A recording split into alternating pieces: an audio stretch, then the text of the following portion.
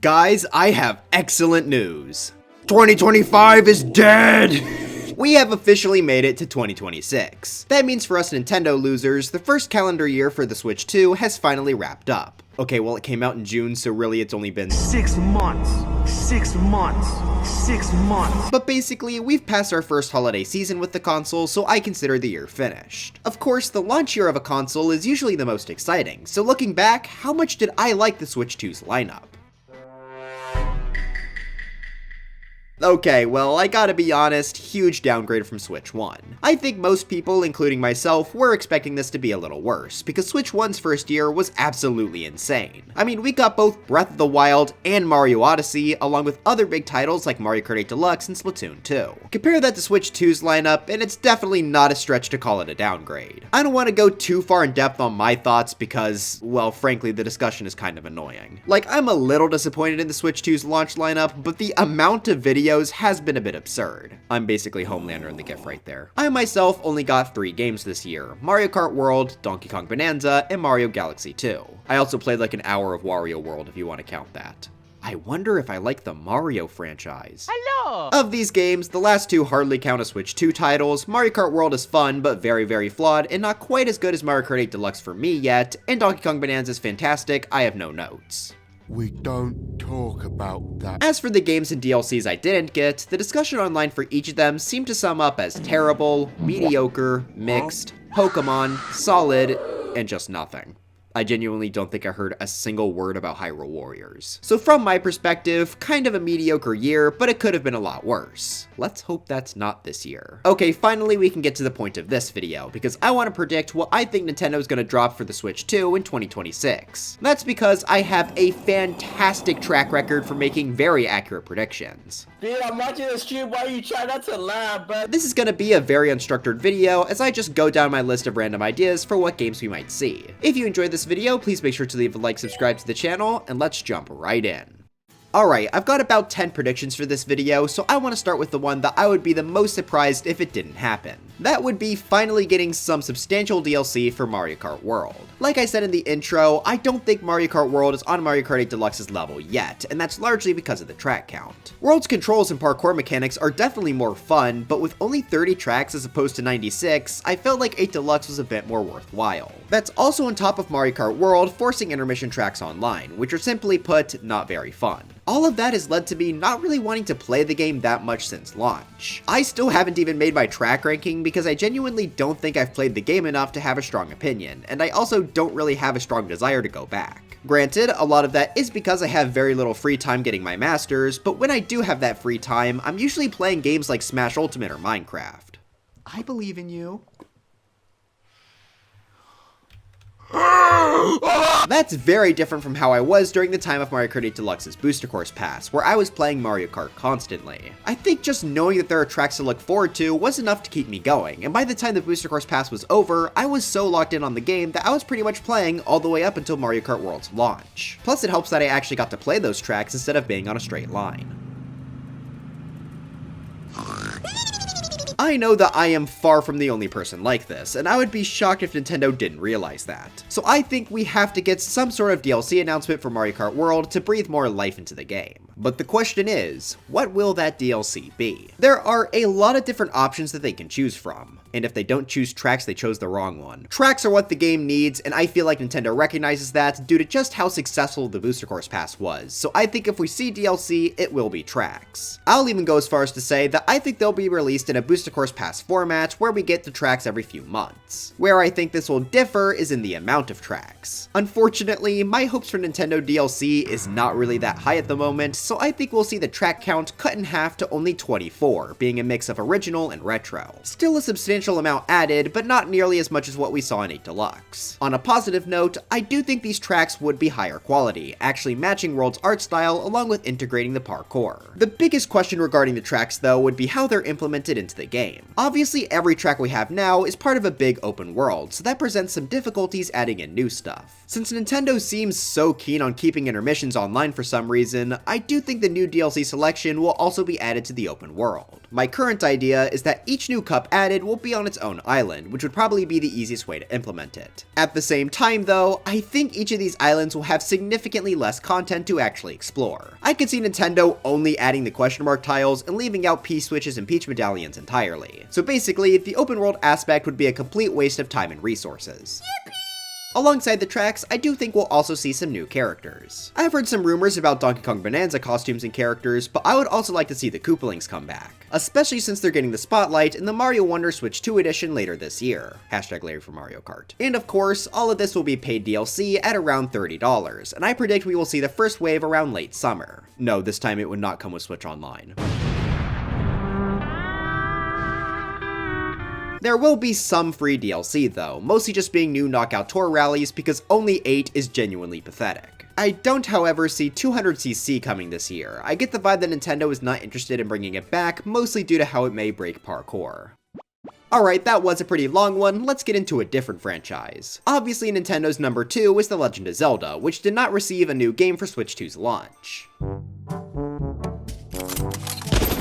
Now unfortunately, I do still think it's way too early to see a brand new 3D Zelda. Even though Nintendo has been trying to announce games closer to their launch, I think Zelda would still be their major exception. Both Breath of the Wild and Tears of the Kingdom were announced many years before they came out, which did fit with how big of games they both were. Seeing as Tears of the Kingdom is only 2 years old, I still think we have a few years to wait before we see our next installment in 3D Zelda. Similarly, 2D Zelda has also had a pretty recent entry with Echoes of Wisdom in 2024, so I also don't think we see a brand new 2D Zelda either. But with all that said, I don't think Nintendo is going to leave this franchise hanging with basically nothing for too long. So I see two possibilities for what they'll do with the franchise this year. One, they could do an Echoes of Wisdom Switch 2 edition. To me, that wouldn't really be that exciting since I never really got around to playing the game, but I'm sure it wouldn't be too hard to add some extra content there. The one that I would really like to see though is an HD/4K remake of Ocarina of Time. This is a reuse of a prediction from last year, but I think this would be a perfect way to fill the gap between Zelda releases. It's been a long time, since we saw Ocarina of Time 3D, longer than the gap between the original and remake in fact. This would be a great way of flexing Switch 2's visual capabilities and hyping up the franchise in time for the movie next year. Plus, this would open the door for a 4K Majora's Mask later down the line, and that might be the greatest thing ever. This also isn't a huge piece of evidence, but Nintendo has been working with LEGO for Zelda sets. We already got the Great Deku Tree, which is based on both Breath of the Wild and Ocarina of Time, but LEGO has also released a teaser for a purely Ocarina of Time based set. It looks to be based on the final Ganon battle of that game, which I am very excited to get because I love Legos. The fact that the only 2 LEGO Zelda sets are based on Ocarina of Time may be pointing to Nintendo making something with Ocarina of Time themselves. Yes, I know that's definitely a conspiracy theory, but I do think there's a good chance we could see this remake finally happen.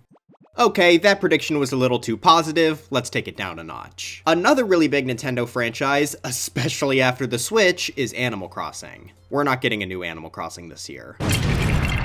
Animal Crossing is one of my favorite franchises, so that is a bit of a devastating prediction, but I do have a few reasons to think that. The main one is obviously the fact that we just got a Switch 2 edition announced for New Horizons. I would be shocked if they announced a brand new game so close to that dropping in January. That DLC makes me really sad, by the way, because it's just big enough to be cool, but too small to make me go back to the game. I just hope Creative Mode, Lego, and Zelda stuff make it into the next game. But yeah, since that's coming out, I don't think we'll see a new Animal Crossing this year, especially because I think the series really does best as a spring or summer launch, as that's when the most bugs and fish are available to catch and kids have a lot more free time.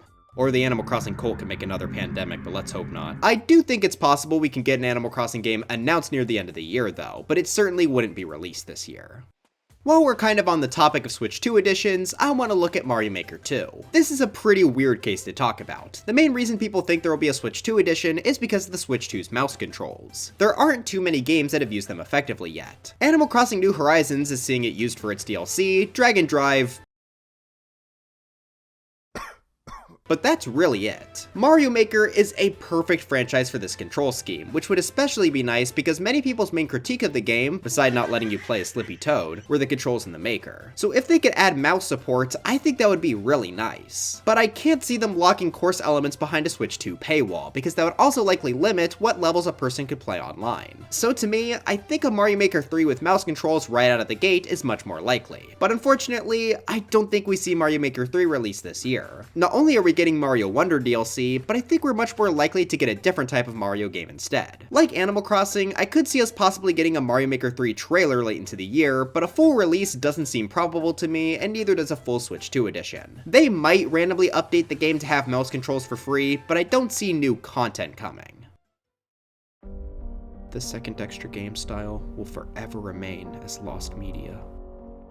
But while we're sticking with platformers, there's always something Kirby. His greed is unimaginable. Obviously, we just got Kirby Air Riders, and Sakurai did say that there would be no DLC for that game, so I think the Kirby focus this time will be on a new mainline entry. As much as I would love for another 3D Kirby after how good Forgotten Land was, I think for this year, they're gonna go back to 2D. Part of that is because Forgotten Land just got its Switch 2 edition. Not that there was a lot there from what I've heard, but I do think that would slow down the chances of a new 3D Kirby. We also haven't gotten a fully brand new 2D Kirby game since 2018 with Star Allies, so that's surely plenty of time for them to have something new cooking up. We did get a remake of Kirby's Return to Dreamland in 2023, but that's just a remake, and that was still nearly 3 years ago. To me, a 2D Kirby seems like the most logical Kirby game for 2026, but they could always throw in some curveballs like a new Kirby's Pinball Land. If we are getting this game, I think it would release in the early summer, placing it after the planned release of Mario Wonder Switch 2 edition. What? Why would he use the Kirby walking transition after talking about Kirby? I'm sure you all are asking. Or I'm on the second screen and you're all playing Minecraft. He's not even mad. He doesn't care. Dude, lot to learn from that piglin. Lot to learn.